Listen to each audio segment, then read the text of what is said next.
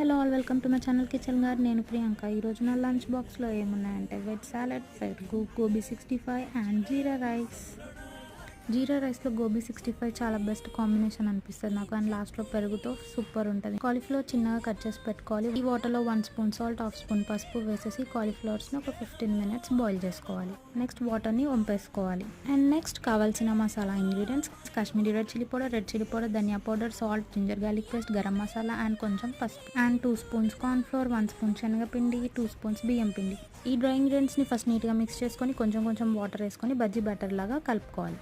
ఇందాక బాయిల్ చేసి పెట్టుకున్న కాలీఫ్లవర్స్ని ఈ పిండిలో వేసి నీట్గా మిక్స్ చేసేసుకోవాలి. అండ్ ఒక ప్యాన్లో ఆయిల్ యూజ్ చేసేసుకొని ఒక్కొక్క కాలీఫ్లవర్ని అందులో వేసుకొని డీప్ ఫ్రై చేసేసుకోవాలి. కొంచెం గోల్డెన్ బ్రౌన్ కలర్లోకి రాగానే తీసి పక్కన ప్లేట్లో పెట్టేసుకోవాలి. అదే ఆయిల్లో 2 చిన్నగా కట్ చేసిన పచ్చిమిర్చి వేయించేసుకోవాలి. అండ్ 2 రెమ్మల కరివేపాకు కూడా వేయించేసుకోవాలి. అంతే, tasty and yummy crunchy gobi 65 ready. ఆ వీడియో మీకు నచ్చితే please do like, share and subscribe to my channel.